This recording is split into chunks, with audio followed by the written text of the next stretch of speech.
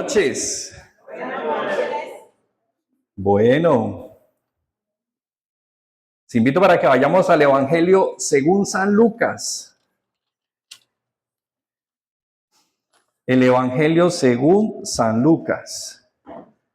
Es que hoy no sé si todavía estamos por la casa sin energía y tocó volver al papel tradicional. No, es que uno aprovecha pues ya hoy en día los dispositivos para descargar todo allí, pero ya no habiendo energía, pues toca otra vez volver a los antiguos tiempos, a la amanuense. Sí. Lucas capítulo 11, versículo del 1 al 11. Vamos a hablar acerca de un tema que, los temas creo que han venido relacionados. Hace algunos días estábamos hablando de que somos hijos de Dios por amor, ¿no?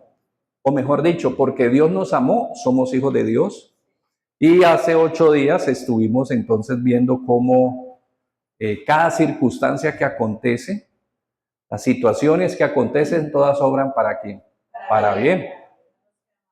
A los que aman a Dios, a los que conforme a su propósito Él ha llamado. Entonces veíamos que no es que a todo el mundo, pero bueno, pues la gente acostumbra a decir, conozca o no conozca, algunos acuñan una frase que dice, todo ayuda, ¿no? Todo nos ayuda bien. Y hoy queremos hablar entonces en relación a ese mismo tema, el vanado con el que ya habíamos hablado, acerca de la oración. El tema lo hemos titulado, la oración es relación. La oración es relación. Entonces, cuando vamos a Lucas 11, gracias mi niño. Cuando vamos a Lucas 11, en el versículo 1, encontramos, dice, aconteció que estaba Jesús orando en un lugar y cuando terminó, uno de sus discípulos le dijo, Señor, enséñanos a orar como también Juan enseñó a sus discípulos. Bueno, la verdad es que por tradición, dentro de la cultura hebrea, dentro del judaísmo, digámoslo, existía esta premisa de que los prosélitos, que eran los discípulos o los que estaban siendo enseñados, pues recibían instrucciones de parte de sus maestros, en este caso pues los maestros que en ese momento eran o estaban en cabeza en ejercicio de la enseñanza, y normalmente a ellos se les instruía con un número de oraciones. De hecho, algunos tenían unos libros de oraciones, se les enseñaban unos tiempos, unos términos de oración, y en este caso pues por eso este discípulo, cuando ve que Jesús termina de orar, pues él le pide, ¿no?, que le enseñe, así como Juan instruía a sus discípulos y les enseñaban este tipo de oraciones. Por ejemplo, hay una oración que es fundamental dentro del pueblo judío, que es Deuteronomio 6:4, que es el Shema, ¿no? ¿Qué significa oye, no? Oye, oír, viene del hebreo oír. Oye, Israel, Jehová nuestro Dios, Él es uno, ¿sí? Esa oración repiten y la enseñan desde lo más básico. Bueno, yo no sé qué tan cierto sea, pero alguien contaba, alguien dentro de la cultura judía contaba que terminada la Segunda Guerra Mundial, pues muchos niños no fueron circuncidados del pueblo judío. ¿Por qué? ¿Para qué efectos? Para protegerlos pues de la persecución que ellos tenían. Entonces muchos bebés fueron encontrados en orfanatos sin distinción, huérfanos, pero sin saber a qué comunidad pertenecían. No sé, vuelvo y digo qué tan cierto sea. Este hombre dice que ellos empezaban a orar en voz alta el Shema y hay niños que inmediatamente sentían una proclividad, una respuesta frente a esa oración. Y es porque dicen que a los niños desde que están en el vientre, todos los días les repiten esta oración. Entonces dice que así distinguían qué niños podían ser, ¿cierto?, procedentes de la cultura, procedentes del pueblo, y así fue que fueron escogiendo a aquellos que pertenecían a esa cultura, algunos de los que estaban pues huérfanos. O sea, es para que veamos lo dominante que puede ser esta enseñanza, estas oraciones. Entonces, por eso le dice este discípulo, luego que termina Jesús de orar, pues que les enseñe. ¿Y qué dice en el versículo 2? Y él les dice, cuando oréis, decid, Padre nuestro que estás en los cielos. Y ahí prácticamente se rompe un paradigma muy fuerte y muy dominante dentro de esta cultura y tal vez de la que procedían el pueblo judío, el pueblo y este discípulo y quienes estaban ahí oyéndole sus discípulos, porque, por ejemplo, dentro del el hebreo, el verbo ser o estar no se maneja, porque cuando Dios se le manifestó a Moisés, él le dijo, yo soy el que soy. Entonces, en el hebreo ese verbo no suele ni siquiera usarse. ¿Por qué? Por reverencia a Dios. Usted se imagina entonces cuando Jesús dice, ustedes le van a decir a Dios, Padre, eso fue romper, eso fue de entrada un choque muy grande.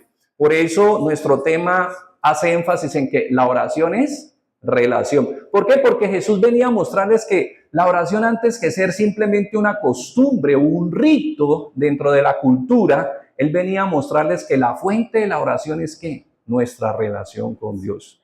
Por eso el tema hoy concretamente es que la oración surge de la paternidad de Dios. Mire que cuando uno no entiende esto, por eso la oración tiende, discúlpeme la expresión, a volverse muy ladrilluda, o sea, muy difícil. Hay gente que le cuesta mantener la frecuencia en su vida de oración. ¿Por qué? Porque muchos siguen viéndolo como una tarea, como un requisito, como una práctica de ¿quién? De los creyentes, pero no como un producto de ¿qué? De una relación. Claro, algunos puede que la relación con su papá puede ser una práctica obligatoria, puede, pero no se trata de que sea así. Normalmente la relación que uno tiene con un padre viene o es producto de qué, de esa relación que hay. Entonces yo no le digo papá o me acerco a él o lo busco a él o le pido a él porque me han dicho que eso se hace, sino ¿por qué? Porque es una relación que ya está implícita, porque yo he crecido bajo esa convicción de que él es quien, puede que hasta ni sea mi papá, porque hay niños que de hecho han sido criados por otras personas y ellos siempre le dicen ¿qué? Papá. ¿Por qué? Y ellos dicen, no, es que yo después me di cuenta que él no era mi papá, pero para mí toda la vida él será mi papá. ¿Por qué? Por la relación que se ha generado en ellos. Entonces, la oración es relación. ¿Por qué? Porque definitivamente la oración como tal tiene como fuente la paternidad de Dios. Claro, la gente puede orar, mire que hay gente que dice, no, órele a las estrellas, que órele a los ángeles, órele a los árboles, que órele aquí, que órele allá. Pero aquí muy claramente Jesús nos da una dirección muy concreta. Nos dice, vosotros decid, Padre nuestro. Y aquí entonces es muy importante no tomar a la carrera ni a la ligera lo que hemos tratado ya hace unos días. ¿Quiénes somos? ¿Quiénes somos? Hijos de Dios. Y para muchos eso simplemente es el eslogan de quien se congrega. No es el eslogan de quien se congrega. Es el fruto de lo que Cristo hizo en la cruz por nosotros y es una consecuencia de los que gracias al Espíritu Santo han creído. Entonces nosotros no simplemente nos llamamos hijos de Dios porque como de pronto los del Nacional se llaman hinchas del Nacional y los del Cali se llaman hinchas del Cali. Entonces no, ese es caleño y ese es del Nacional y ese es del América. No, nosotros no simplemente tenemos una afiliación porque somos parte de una membresía, sino ¿por qué? Porque ha acontecido un milagro en nosotros. Recordemos Juan 1:12 antes de arrancar todo el proceso del tema, para que entendamos que esto es muy importante, porque si no entendemos que nuestra relación, que la oración procede de esta relación, entonces la oración seguirá siendo ese ladrillo, ese peso, esa tarea, ese que, ¿verdad que toca orar? Cuando yo no creo que así, bueno, de pronto si usted está enojado si usted tiene de pronto mala comunión con su padre, pues puede ser que le cueste comunicarse con él. Pero si usted no tiene una mala comunicación, un niño, ¿a quién le pide todo? Pues al papá. Bueno, a la mamá, pero bueno, a sus padres. Él va, de hecho, desde que es un bebé, él llora pidiendo ¿qué? Asistencia, pidiendo ayuda, pidiendo acompañamiento, pidiendo provisión. Pero eso, él no tiene que decir, ¿cómo lo hago? ¿Será que lo hago? Qué pena. No, él lo hace, ¿por qué? Porque hay una necesidad. Y en él hay implícito, ¿qué? Una relación. Puede que lo atiendan, puede que no lo atiendan. Pues lamentablemente a veces hay acciones muy desnaturalizadas donde a un niño se le abandona. Y usted se lo imaginará llorando, llorando hasta que finalmente pues muera inanición, ¿no? Cosas pasan. Lamentablemente esa es la naturaleza. La guerra, accidentalmente cuántas cosas no pueden pasar. Eso es muy duro. Pero la naturaleza implica que a causa de esa relación nosotros tenemos esa seguridad, esa confianza de ese cuidado y de esa provisión. Por eso en Juan 1, 2 y 13 se nos recuerda que mas a todos los que le recibieron, a los que creen en su nombre, Él les ha concedido el poder de ser hechos, ¿qué? Hijos de Dios. Y eso es muy importante para entender que por eso yo puedo con libertad acercarme a Él. Y dice, los cuales no son engendrados de ¿qué? Ni de voluntad, sino que de Dios. Entonces es muy importante que nosotros mantengamos claridad sobre esa identidad, porque producto de ella muchas otras realidades van a ser una realidad en nosotros como creyentes. De hecho, mi condición en Cristo es producto de ¿qué? De que soy hijo de Dios. Por eso en Efesios, en Romanos, en Corintios, Pablo continuamente que nos recuerda, para el que está en Cristo, porque eso ya es una posición, es algo que ya se nos ha concedido. Y como consecuencia de tenerla, usted tiene los derechos. Usted tiene esa relación y se puede relacionar perfectamente con nuestro Dios. Entonces, ahí se nos enseña cómo podemos nosotros participar de la naturaleza divina, porque es que a nosotros se nos ha dado una naturaleza divina. Por favor, si me acompañan a 2 de Pedro 1. Sí, porque uno dice, bueno, pero ¿y en qué consiste eso de ser hijo? Sí, que soy hijo de Dios, pero pues yo me veo igual y yo reacciono igual. Y bueno, tengo mis historias iguales. 1:4. 2 de Pedro 1:4.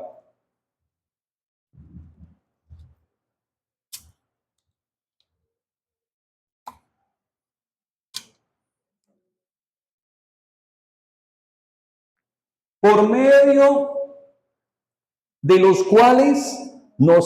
las cuales nos ha dado preciosas y grandísimas promesas. ¿Para qué?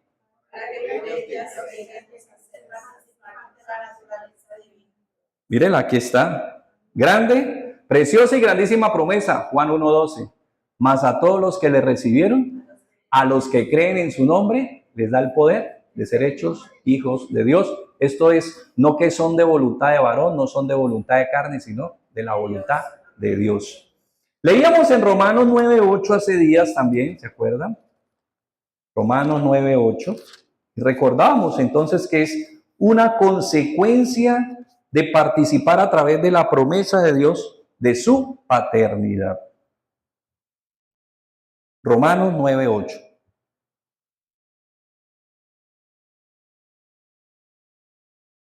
Dice, esto es, no los que son hijos según la carne, son hijos. Los que son hijos según la promesa son contados como ¿qué? Descendientes. Entonces, mire lo importante, o sea, estas promesas, porque una vez es, sí, de hecho ustedes saben que venden cajitas de promesas y a la gente le regalan una promesa, ay, tan linda, ay, regálame la promesa, ay, tan linda, y la guardan y parte sin novedad. Esa promesa es como si no pasara nada. No entendemos que en esa promesa me están diciendo a mí que hay algo que es para mí si yo ¿qué? Creo. Y son tan poderosas que si algunos han tenido la oportunidad de leer la historia del peregrino de Juan Bunyan, él cuenta, el peregrino es una especie de metáfora acerca de la vida del creyente, ¿cierto? Cómo nace, todas sus aflicciones, el camino que tiene, las bendiciones que se presentan, las adversidades que se presentan, y el personaje se llama Cristiano. Y todos esos enemigos que tenemos como creyentes van apareciendo en la historia. De hecho, se las recomiendo, es excelente, es un material excelente. El peregrino de Juan Bunyan. Entonces, en una de ellas, él es tomado por un hombre que se llama tormento, aflicción, temor. Y es llevado cautivo a un castillo donde él está ahí preso del tormento. Mire, ahí está utilizando la figura, la metáfora, ¿no? Tormento, aflicción, miedo. Y dice que es un gigante, es un hombre terrible que él no puede vencer. Y está ahí preso y todos los días es afligido, como somos afligidos cuando tenemos preocupaciones, tenemos aflicciones, tenemos afanes. ¿Cada cuánto nos afligen? Pues todos los días. Y él estando ahí preso, dice que peregrino, es cristiano en este caso, perdón, que se llama el personaje, a él alguien le había regalado una promesa. Y dice que cuando él mira por su bolsillo, saca la promesa y recuerda que esas son las llaves para salir de ¿qué? De la aflicción. Y efectivamente abre la puerta y encuentra la libertad. Es una figura de que las promesas son una gran bendición. Pero aún lamentablemente a veces leemos las escrituras como una tarea. ¿Por qué? No somos conscientes que hay que una relación.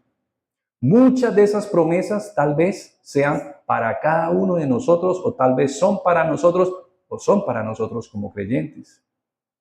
Ahí viene toda una doctrina que maneja la teología que es la del pacto.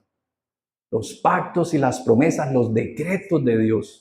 Donde Dios dice, si crees, va con una condición, claro, tendrá. De tal manera amó Dios al mundo que a todos aquellos, para que todos aquellos que creen, y envió a su Hijo, para que todos aquellos que creen no se pierdan, mas tengan, para todos aquellos que ¿qué? Que creen, no se pierdan, mas tengan vida eterna. De tal manera amó Dios al mundo. Ahí están las promesas para hacernos partícipes de ¿qué? De su paternidad. Para que nosotros dejemos de ser criaturas de Dios y seamos hijos de Dios. Entonces, muchos, lamentablemente, ¿cómo se miden?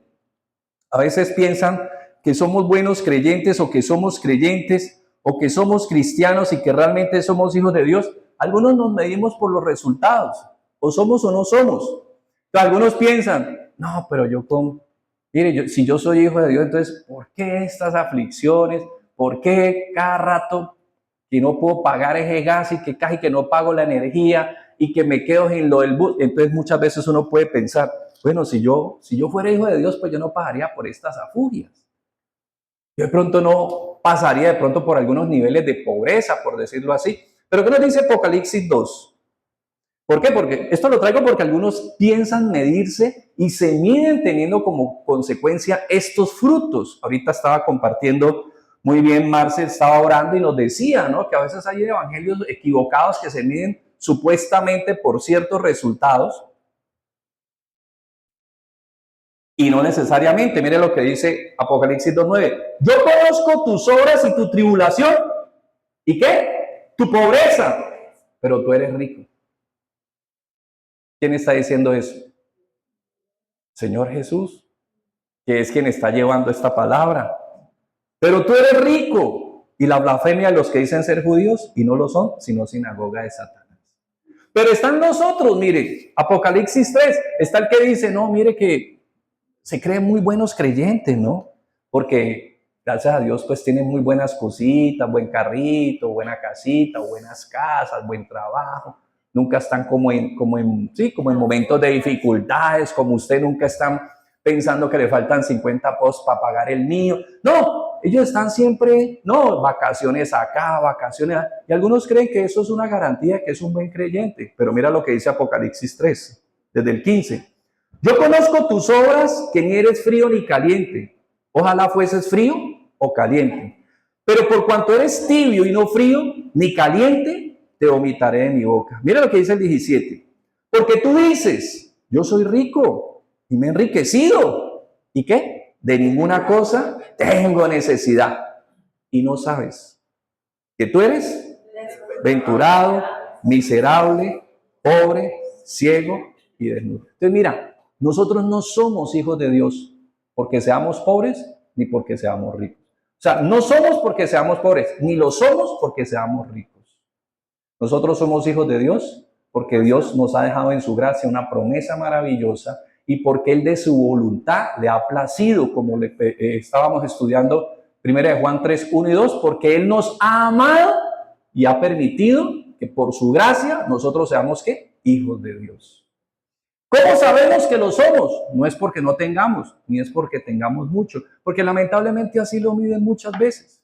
Estás pasando por una mala racha a veces y ¿qué te dicen? Uy, examínese, ¿no? ¿Qué será que pasa, no? Mire a ver qué ha hecho. Y mire que sin querer, ¿sabe qué?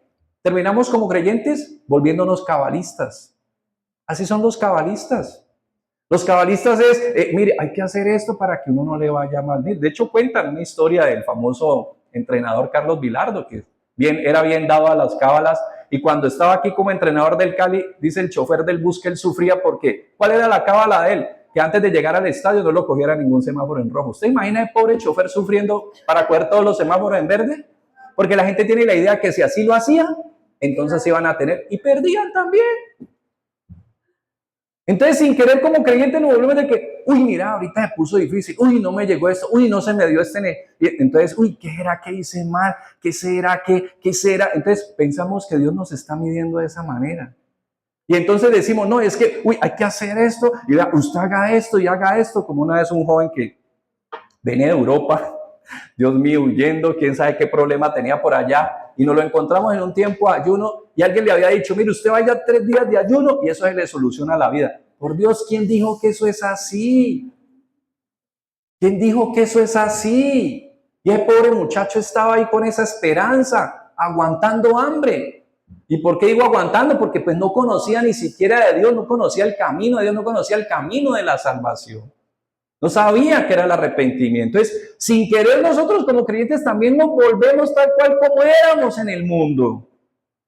Que haga esto, que aquello. Ay, ¿qué será que no hice? Ay, se me olvidó. Ay, me bajé por la cama por el lado derecho. Ay, me bajé por el lado izquierdo. Por Dios, ¿qué nos pasa? Si nuestra fe está en ¿quién? En Dios. Por eso, finalmente, ¿qué nos decía el Señor Jesús en Mateo 7? ¿Qué nos decía el Señor Jesús en Mateo 7? ¿Quién es y cómo se puede distinguir un hijo de Dios? El Señor era muy claro y muy concreto. Un árbol de naranjas no te va a dar papas. Y un árbol de guanábana no te va a dar yuca. Una mata de yuca no te va a dar lulo. Y una mata de lulo no te va a dar guanábanas. ¿Será que eso es difícil de entender? Mire lo que dice el Señor Jesús, versículo 20, Mateo 7.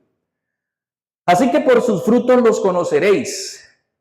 No todo el que me dice, Señor, Señor, entrará en el reino de los cielos, sino el que hace la voluntad de mi Padre que está en los cielos. Muchos me dirán en aquel día, Señor, Señor, ¿no profetizamos en tu nombre? En tu nombre echamos fuera demonios y en tu nombre hicimos muchos milagros. ¿Y qué les dice el Señor Jesús?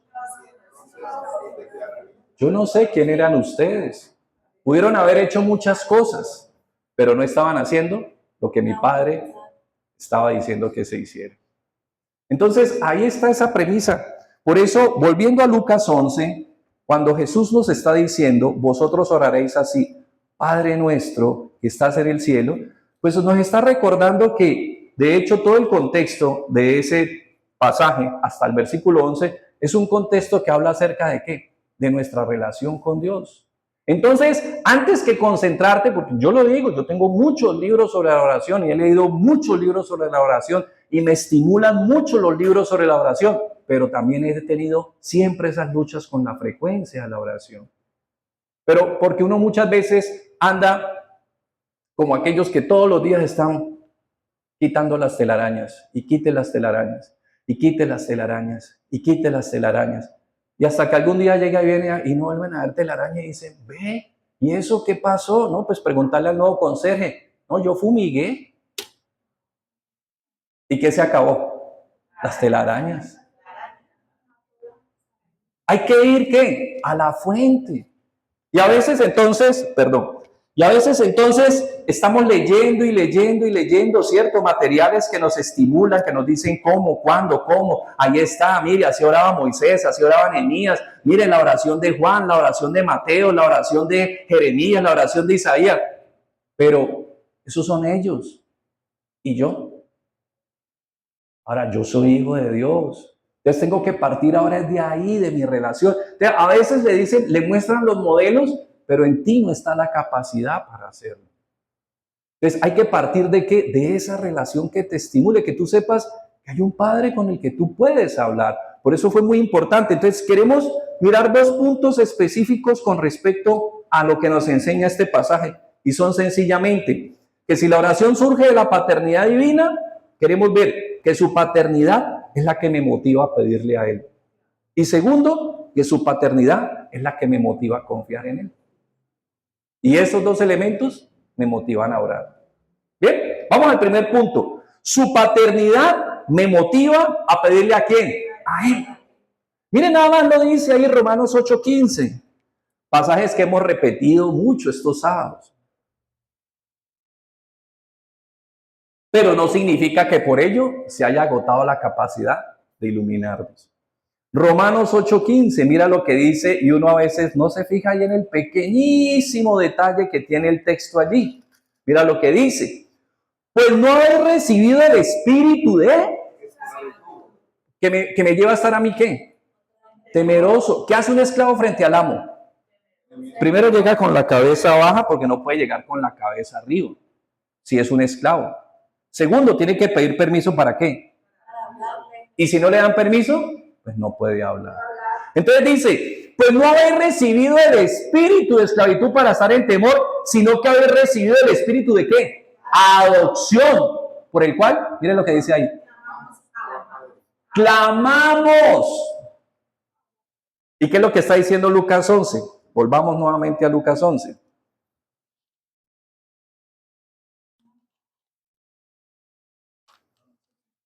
Dice, le dijo Jesús, cuando oréis, decid, Padre nuestro que estás en los cielos, santificado sea tu nombre, venga tu reino, hágase tu voluntad como en el cielo, así también en la tierra. El pan nuestro de cada día, dánoslo hoy, y perdona nuestros pecados, porque también nosotros perdonamos a todos los que nos deben. No nos metas en tentación, mas líbranos del mal.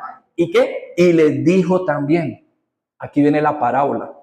¿Quién de vosotros que tenga un amigo va a él a medianoche y le dice, amigo, préstame 3 panes? Porque un amigo mío ha venido de viaje y no tengo que ponerle delante. Y aquel respondiendo desde adentro le dice, no me molestes, la puerta ya está cerrada. Mis niños están conmigo en cama, no puedo levantarme a dártelos. Os digo que aunque no se levante a dárselos por ser su amigo, ¿por qué se los va a dar? Por su importunidad. ¿Para qué? Para quitárselo de encima. ¿Pero qué sigue diciendo? ¿Pero qué sigue diciendo? Y yo os digo, ¿qué? Pedid y se os dará. Buscad y hallaréis. Llamad y se os abrirá. Porque todo aquel que pide recibe, el que busca halla, el que llama se le abre. Hasta ahí llega. Pero luego sigue diciendo nuevamente, trae otra parábola. ¿Qué padre de vosotros si su hijo le pide pan, le dará una piedra? ¿O si pescado en lugar de pescado le dará una serpiente? ¿O si le pide un huevo, le dará un escorpión? Pues si vosotros siendo malos sabéis dar buenas dádivas a vuestros hijos, ¿cuánto más vuestro Padre Celestial dará el Espíritu Santo? ¿A quién? Que clama. Mira lo que dice y se desprende nuevamente el Señor en el 9. Y yo os digo, pedid, buscad, llamad, porque el que pide recibe, el que busca halla, el que llama. Y mira lo que decía Romanos 8:15. Hemos recibido el Espíritu de adopción por el cual ¿qué? Clamamos. Clamamos. Ya en nosotros hay una nueva vida que nos permite entender que si todo proviene de Dios, ¿a quién le tengo que pedir todo? A Dios. A Dios es a quien tengo que pedirle todo. De hecho, el mismo Gálatas 4:6 vuelve y nos reitera, mira que es una realidad. ¿Por qué? Porque si somos hijos, pues obviamente esa afinidad, esa paternidad suya va a generar en nosotros esa confianza. Mira cómo vuelve y lo reitera. Y por cuanto sois hijos, Dios envió a vuestros corazones el espíritu ¿de quién? De su Hijo, el cual clama, ¿el cual qué?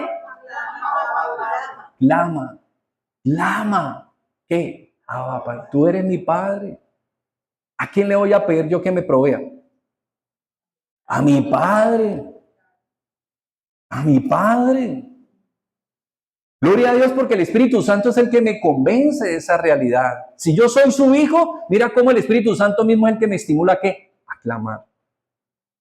Por eso, aun cuando estamos hablando del Padre, no implica que ahí no sea o no se haga parte otra de las personas de la Trinidad. ¿Quién? El Espíritu Santo.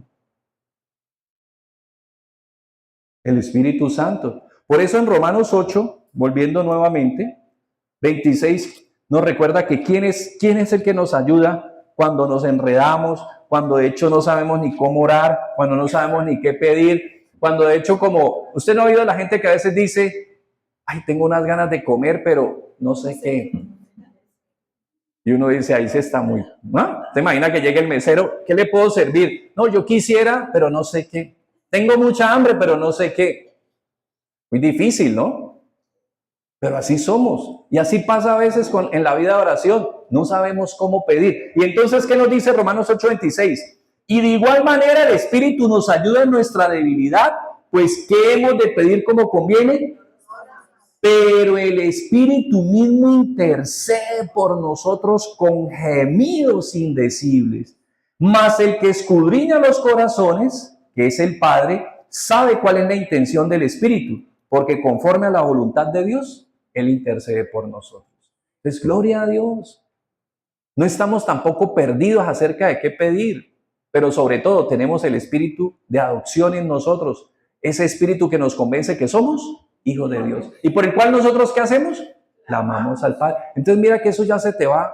En algún momento cuando tú entiendas esto, vas a ver que orar no se te va a volver esa dificultad, esa piedra, esa resistencia. Bueno, si estoy en la carne, pues obviamente sí, ¿no? Si no le estoy dando lugar al Espíritu Santo, pero si le doy lugar al Espíritu Santo, Él me va a mantener ¿qué? Conectado. Usted puede ir en el bus, puede ir en el carro, puede ir en la moto, puede ir caminando. Usted está pensando y usted puede hablar con Él y habla con confianza con Él. Sin miedo, sin aprensiones, sin prevenciones. Pide la guía concreta del Espíritu Santo. Pide la misma identidad con el Hijo, ¿cierto? A quien también nos podemos acercar. Entonces, primer punto, su paternidad me motiva a pedirle a Él. Mire, recordemos el ejemplo de Jesús en Juan 11, 41-42, la famosa historia de Lázaro. Mira lo que dice Jesús. Y Él es nuestro ejemplo. Juan 11, 41-42. Dice, entonces quitaron la piedra de donde había sido puesto el muerto, y Jesús alzando los ojos alzando los ojos a lo alto dijo, Padre, ¿cómo dijo? Padre, gracias te doy. ¿Y ya había orado? Ni siquiera, pero bueno, ¿qué era lo que él tenía claro? Pues Dios es su papá, obvio. Yo sabía que siempre me oyes, pero lo dije por causa de la multitud que está alrededor, para que crean que tú me has enviado. Entonces mira que esa es la certeza. Ahora usted dirá, pero es que yo he pedido muchas cosas y no se dan. Pues obviamente, muchas cosas nuestro Padre no nos las puede dar porque todavía no estamos en capacidad, porque Él es nuestro Padre. Hay niños de 7 años pidiéndole un carro al papá. ¿Usted le parece prudente darle un carro a un niño? Puede ser automático, puede que tenga mucha pericia, pero ¿usted cree que un niño de 7, de 8 o un menor de edad está en responsabilidad de manejar un vehículo? Porque un vehículo es un transporte, pero también es una máquina que exige una gran responsabilidad. Y así otras cosas. Hay muchas cosas que exigen que uno tenga responsabilidad para poder acceder. Algunas requieren que uno tenga edad, otras requieren que tenga entendimiento para saber proceder con ellas. Miren que a veces muchos detalles terminan haciéndole daño a la gente. Yo conozco a la persona, no conocía el evento, pero alguien me contaba de un joven que su vida pues ha sido difícil, ¿no? Repararla, digámoslo, socialmente, él ser, digámoslo, autónomo, ser una persona constructiva, siempre ha sido dependiente porque lamentablemente ha sido dependiente de muchas cosas, de licor, de droga, ha estado en centros de rehabilitación y no puede enderezarse su vida, va, viene, va. Y bueno, ya son años y ya prácticamente la familia ya da por hecho que ahí ya no hay nada que hacer. Pero alguien me decía, vea, lo que pasa es que eso no arranca ahí. Es que ese niño, a los 12 años, a ese niño, lo sentaron en aquellas épocas donde estaban de moda las Land Cruiser, lo sentaron en un equipo de esos recién comprado y su papá le dijo, tenga esto, mijito, que esto es para usted. Y esa persona, que es un servidor por muchos años, me decía, ese día yo sé que dañaron a ese niño. Mira cómo se puede dañar una vida. Entonces, hay cosas que muchas veces Dios no te las da, ¿por qué? Porque te pueden dañar. No es el tiempo. No es el tiempo. Te pueden dañar. Y él me dice, él me asegura, él me dice, yo sé que ese niño lo dañaron desde ahí. ¿Sabes lo que es montarlo usted en esa máquina recién comprada con 12 años? Y dice, coja, mijo, eso es para usted. Porque obvio lo adoraba a su papá, pero a veces se necesita también sabiduría para la paternidad. Conclusión entonces, primer punto, su paternidad me motiva a pedirle a quién? A Dios. Y pedirle a Dios no es problema, porque es que yo entiendo que Dios nos va a enseñar a pedir conforme a su voluntad. Yo sé que a veces queremos tomar a Dios como si fuera un cajero, como si fuera un dispensador, como si simplemente fuera para pedirle. Yo sé que todo eso en su momento Dios lo va morigerando, porque nos va enseñando su voluntad a través de su palabra. Pero tampoco complicarte y llegarte y decirte que tú no puedas pedirle a Dios. Pídele. Él te enseñará, Él te direccionará. Él te capacitará y en la medida en que te instruyas en la palabra, vas a entender cómo pedir mejor. Mira que de hecho Jesús ahí nos deja un modelo en Lucas 11, el pasa es que no nos podemos detener, pero nos deja un gran modelo. Cuando Él dice que Padre nuestro, estás en el cielo, santificado sea tu nombre, venga tu reino y hágase tu voluntad. Hace 8 días estábamos hablando de eso, ¿se acuerdan? Hace 8 días estábamos hablando de eso. Todas las cosas que acontecen nos ayudan a bien. ¿Qué tenemos que hacer? O sea, ¿cuál es nuestro llamado reverente? Pedirle a Dios que venga a su reino y que su voluntad se haga así en la tierra como en el cielo. Y luego, ¿qué nos enseña? A pedirle nuestras necesidades, el pan nuestro de cada día. Perdona nuestras ofensas como nosotros perdonamos a los que nos ofenden. Y otra que es muy importante, no nos dejes caer en tentación y líbranos del mal. Porque muchas cosas, mire, muchas cosas no se dañan porque otros hayan venido a dañarlas. Muchas cosas se dañan porque cedimos a la tentación y nosotros mismos las dañamos. No son los terceros, somos nosotros mismos que caemos en la trampa y en el engaño del enemigo. Bien, segundo punto. Su paternidad me motiva a pedirle a Él porque Él es más que un padre humano. Perdón, Él es más que un padre, Él es más que un padre humano. Entonces, cuando decimos, primer punto decíamos, su paternidad me motiva a pedirle a Él. Segundo, su paternidad me motiva a confiar en Él. Por dos situaciones. ¿Por qué? Porque Él es más que un amigo y porque Él es más que un padre humano. Eso yo creo que ya lo revisamos. Volvamos a recordarlo en Lucas 11. ¿Por qué decimos que más que un amigo? Recordamos la parábola que decía, ¿por qué aquel amigo a quien Él le importunó finalmente le concedió lo que pidió? ¿Porque le amaba? ¿Porque le estimaba? ¿Porque era muy importante para él? ¿O por qué? Porque era inoportuno. Imagínense que esas casas eran unas casas muy básicas. Esas casas no tenían una distribución de habitaciones normalmente. Eran sobre tierra pisonada. A veces hasta algunas crías podían dormir ahí con ellos. Y cuando se cerraba la puerta, eso ya era hasta el otro día. Tener que abrir una puerta en esa época, después de que la gente ya estaba pernoctando, en esa época, acuerden, no había televisión, no había energía. O sea, la gente se acostaba muy temprano porque el día también empezaba muy temprano. Normalmente empezaban 3, 4 de la mañana. La gente normalmente 6, 7 de la noche ya estaba. Y aquí le está diciendo que un amigo vino, ¿qué? A medianoche. ¿Y qué es lo que hace una parábola? Pues una parábola es concretamente una comparación. Eso es una parábola. Y por eso aquí está comparando al Padre Nuestro, ¿con quién? Con un amigo. Y un amigo, dada esta situación, volvemos y la leemos. ¿Quién de vosotros que tenga un amigo va a la medianoche y le dice, amigo, préstame 3 panes, porque un amigo mío ha venido de viaje y yo no tenía que poner? Y aquel le responde de adentro, no me moleste, la puerta ya está cerrada, mis niños están conmigo en cama, no puedo levantarme a dártelos. Os digo que aunque no se levante a dártelos por ser su amigo, sin embargo, por su importunidad, se levantará y le dará todo lo que necesita. ¿Con qué lo está comparando?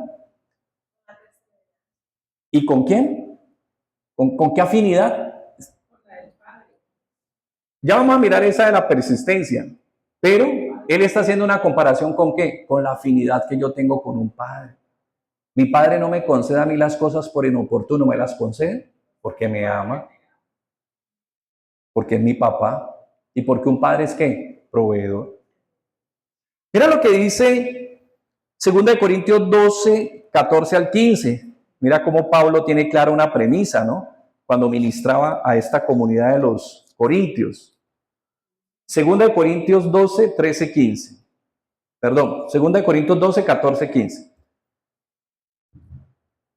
Dice, he aquí por tercera vez estoy preparado para ir a vosotros y no os seré gravoso, porque no busco lo vuestro, sino a vosotros. Pues no deben atesorar los hijos para los padres, sino los padres. Imagínate. Los padres son los que atesoran ¿para qué? Para los hijos. Mira nada más lo que dice Proverbios 19, 14.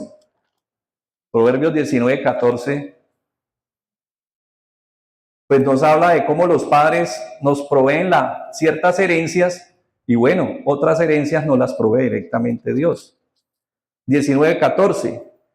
La casa y las riquezas son herencia ¿de quién? De los padres, mas de Jehová, la mujer prudente. De gloria a Dios, dele gracias a Dios por su cónyuge prudente, porque ¿quién se la dio? Se la dio Dios. Entonces, su paternidad me motiva a confiar en él porque él es más que un amigo. Y segundo, porque él es más que un padre humano. Y volvemos nuevamente a Lucas y recordamos esa última parábola para que oremos. Y recordemos entonces que la oración es relación. ¿Por qué? Porque la oración como tal debe surgir de la paternidad de Dios. De que tú sepas que eres hijo de quién? De Dios. Y que sepas que Dios es quién? Tu Padre. ¿Y puedes hablar con Él? Sin ponerte cortapisas. Dice el 11. ¿Qué padre de vosotros si su hijo le pide pan, le dará una piedra? ¿O si le pide pescado, le dará una serpiente? ¿O si le pide un huevo, le dará un escorpión? Pues si vosotros siendo malos sabéis dar buenas dádivas a vuestros hijos, ¿cuánto más vuestro Padre Celestial dará el Espíritu Santo a todos los que se lo piden? Yo creo que muchos han tenido buenos padres, proveedores, responsables, amables, amantes, instructivos, pero ¿son qué? Somos humanos. Mis hijos son mis ojos, pero ¿cuántas veces los he tratado mal en medio de un momento de explosión, en un momento de ira, en un momento de incomodidad? De hecho, yo he visto padres y madres amantes de sus hijos que cuando el niño se pone chinchoso, se pone cansón, lo reprenden. Y cuando el niño viene a buscar acogida, ¿qué le dicen? Váyase aquí que yo no lo quiero ver. Y no es porque no lo quieran, es porque se le salió la chispa. Somos humanos. Entonces, gloria a Dios nuestro Padre. Ojo, nuestro Padre no maneja este tipo de temperamento. Si nuestro Padre manejara este tipo de temperamento, pues no habría ya nada más que hacer. Nuestro Padre es justo y bueno. Por eso recordamos 1 Juan 3:1, ¿se acuerdan? Mirad cuál amor nos ha dado ¿quién? Al llamarnos hijos de Dios. Mirad cuál amor nos ha dado el Padre para que seamos llamados hijos de Dios. Por esto el mundo no nos conoce, porque no lo conoció a Él. Amados, ahora somos hijos de Dios y aún no se ha manifestado lo que hemos de ser, pero sabemos que cuando Él se manifieste, seremos semejantes a Él, porque le veremos tal como Él es. Y muy cierto, decía algo Esperancita acerca de la importancia. Aquí no desistimos de que esta parábola que habla de su importunidad no nos está llamando no a que no seamos persistentes, porque en Lucas 18:1 muy claramente Jesús nos dejaba una parábola para que aprendiéramos a tener en cuenta que la importancia de orar siempre y no desmayar. Dice Lucas 18:1, también le refirió Jesús una parábola sobre la necesidad de orar siempre y no desmayar. De aquella viuda frente a un ¿qué? Un juez injusto. Entonces, dos cosas muy importantes para recordar cuando la oración surge de la paternidad de Dios. Que esa paternidad me motiva a pedirle a Él.